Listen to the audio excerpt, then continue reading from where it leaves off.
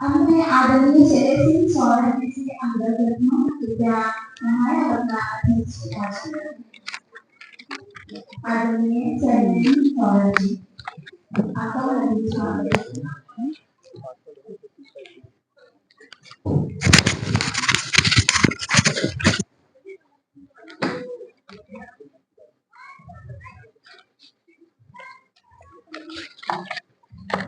धन्यवाद। आज के ऐतिहासिक कार्यक्रम की संचालन कर रहे हैं प्रिया श्रीवास्तव जी।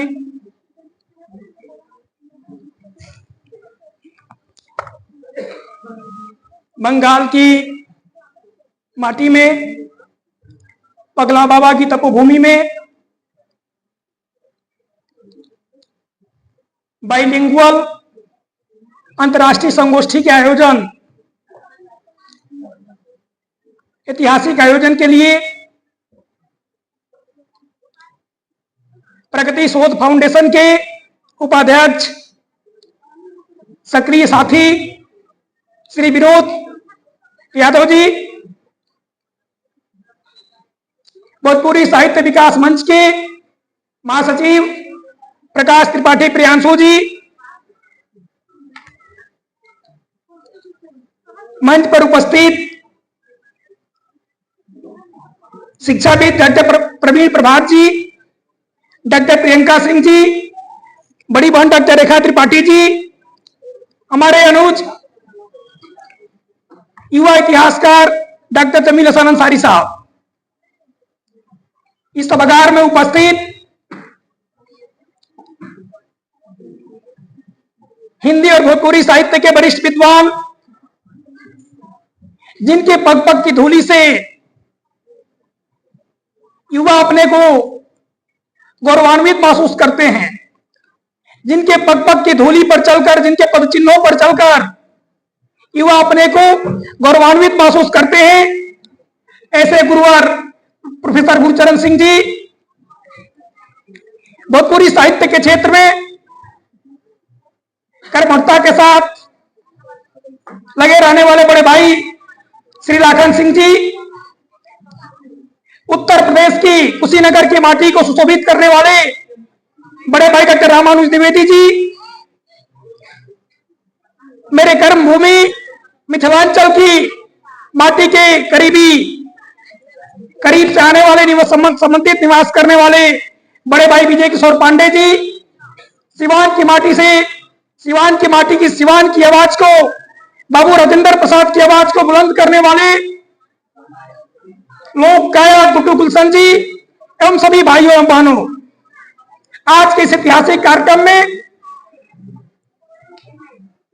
जनक नंदिनी मां सीता की भूमि की तरफ से, मिथिलांचल की भूमि से समस्त मिथिलावासियों की तरफ से मैं आप सभी का आभार व्यक्त करता हूं और साथ ही इस ऐतिहासिक आयोजन के लिए बारंबार शुभकामना और बधाई देता हूं।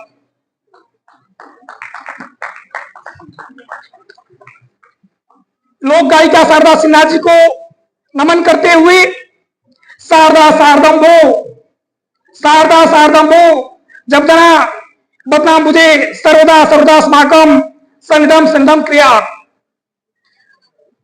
मां सरस्वती की वंदना के बगैर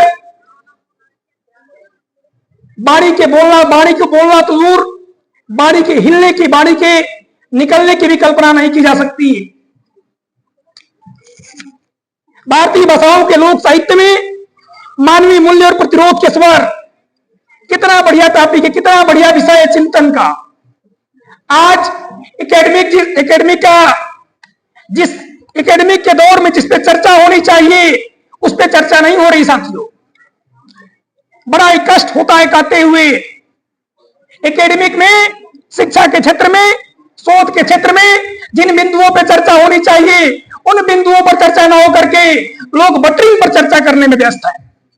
मैं प्रकाश प्रियांशु जी को पुनः बधाई देता हूं कि आपने मानवीय मूल्य और प्रतिरोध के स्वर पर चिंतन करने का काम किया, चर्चा कराने का काम किया।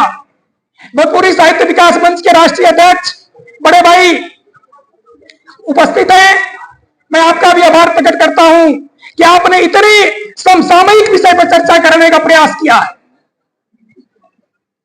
सफर में धूप तो होगी, सफर में धूप तो होगी, जो चल सके तो चलो, सफर में धूप तो होगी, जो चल सके तो चलो, सभी है भीड़ में तुम भी निकल सको तो चलो, सभी है भीड़ में तुम भी निकल सको तो चलो, किसी के वास्ते राहें कहां बदलती हैं, किसी के वास्ते राहें कहां बदलती हैं, तुम अपने आप को खुद ही बदल सको तो चलो। जमाना अपने आप को बदलने का आ गया साथियों। हम लोक साहित्य की बात करते हैं, उस लोक साहित्य की बात करते हैं जिसकी कल्पना आदिम जीवन की शुरुआत से होती है। मनुष्य का आदिम जीवन ही लोक साहित्य का आधार है। मनुष्य का, आधुनिक मनुष्य का आदिम जीवन ही लोक साहित्य का आधार है। आरंभिक काल के मनुष्य का जीवन मूल रूप से अस्तित्व के लिए संघर्षरत रहा।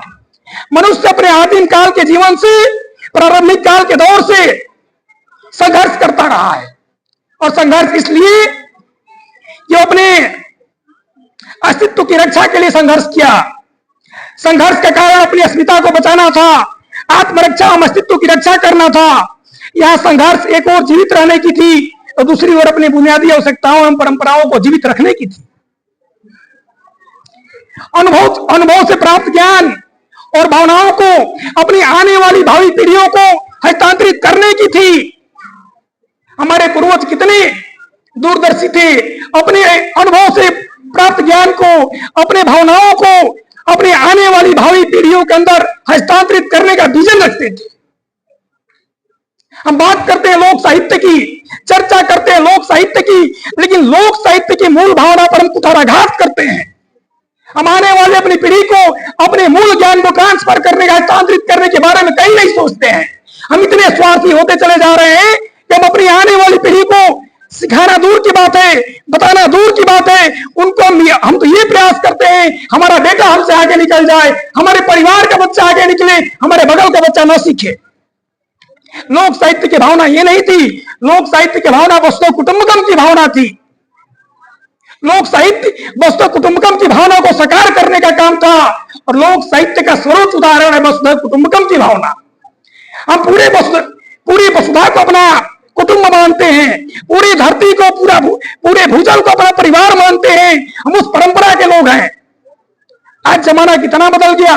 हमें 21वीं सदी में आते आते इतने स्वार्थी हो गए, पूरी वसुधा को कुटुंब मानना दूर की बात है, हम अपने भाई की बेटा को परिवार नहीं मानते। कितना चिंतन का विषय है। होना तो ये चाहिए हम अपने परिवार के बच्चे को, अपने पड़ोसी के बच्चे को, अपने जनपद के बच्चे को अपना परिवार माने, अपना हिस्सा माने, अपना अंग माने।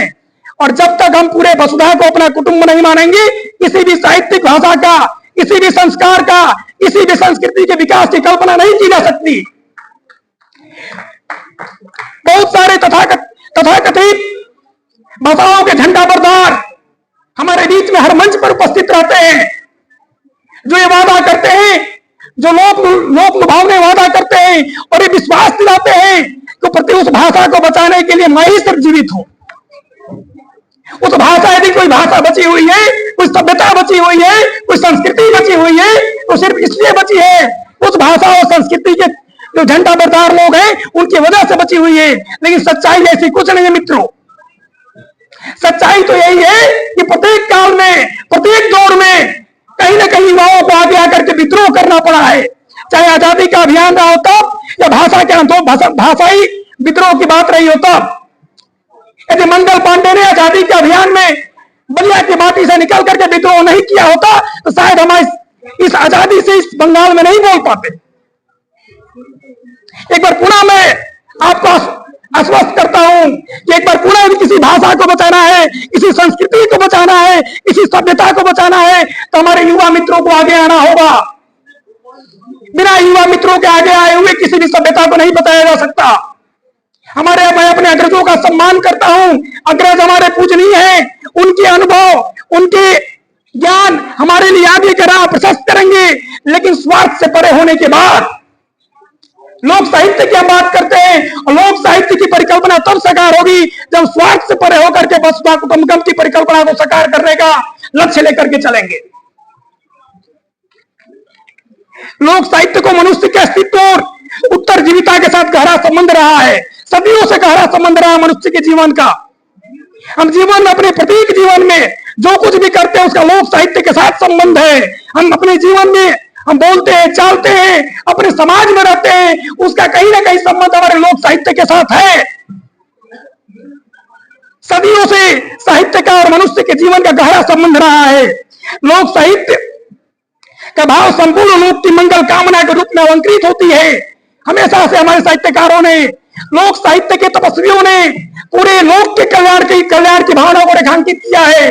उन्होंने हमेशा ये चाहा कि हमेशा से पूरे लोक में, पूरी इस वसुधा पे निवास करने वाला प्रत्येक व्यक्ति का कल्याण हो। वसुधैव कुटुंबकम की भावना को हमने लेकर के हम काम किए। इसमें जनमानस की भावनाओं को, उनके चेतनाओं के जड़ पदार्थ भी जीवित हो उठते हैं। संपूर्ण वसुधा को संपूर्ण वसुधा के जीव जंतु मानव की भावना, मानव की बातों को बोलने लगते हैं। लोक साहित्य ही वसुधैव कुटुंबकम का सर्वोच्च उदाहरण है। एक बार पुनः मैं मित्रों आप सबसे आग्रह करूंगा कि यदि लोक साहित्य की परिकल्पना को साकार करना है तो मानव के कल्याण के लिए, लोक कल्याण के लिए वसुधैव कुटुंबकम की भावना पे काम करिए। लोक साहित्य की परिकल्पना आप रूपी साकार हो जाएगी। तथा कथित झंडा बरदार आपको हर मंच पर मिलेंगे जो इस बात का ऐलान करेंगे कि संस्कृति हमसे बची हुई है। ऐसे लोगों का विरोध करना होगा, क्योंकि ऐसे लोग अपने स्वार्थ में निहित होकर के उस संस्कृति को, उस सभ्यता को विनाश करने का काम कर रहे हैं। मर्यादा पुरुषोत्तम राम ने, तुलसी ने, जब हम शास्त्रों में राम शब्द का नाम लेते हैं, राम शब्द का नाम लेते हैं, ब्रह्म की उत्पत्ति होती है, ब्रह्म का आभास होने लगता है। राम शब्द का नाम लेते ही ब्रह्म शब्द का आभास होता है। तुलसी ने राम को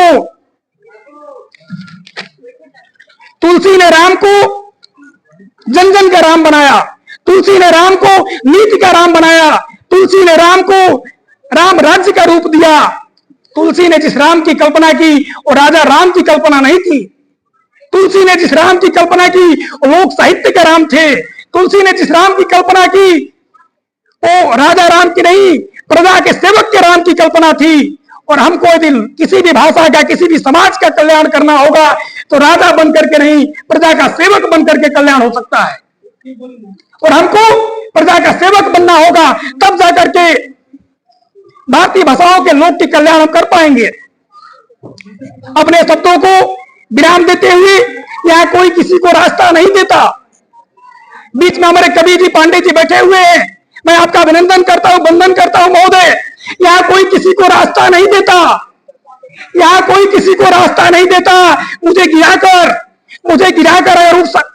गिराकर अगर तुम संभल सको तो चलो। यहाँ कोई किसी को रास्ता नहीं देता। मुझे गिरा के अगर तुम संभल सको तो चलो। वही नहीं कोई सूरज धुआं धुआं है फजा, वही नहीं कोई सूरज धुआं धुआं है फजा। खुद अपने आप से बाहर निकल सको तो चलो, खुद अपने आप से बाहर निकल सको तो चलो। जय हिंद, जय भारत।